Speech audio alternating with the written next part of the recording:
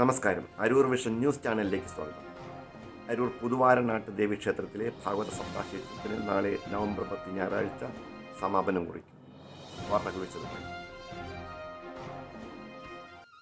അരൂർ പുതുവാരനാട് ദേവീക്ഷേത്രത്തിലെ ഭാഗവത സപ്താഹയജ്ഞം നാളെ നവംബർ 10 ഞായറാഴ്ച അവഭൃത സ്നാനത്തോടെ സമാപിക്കും.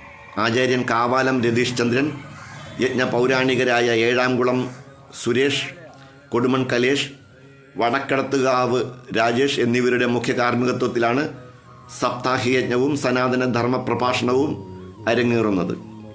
സപ്താഹ നാളുകളിൽ അന്നദാനവും നടന്നുവരുന്നു.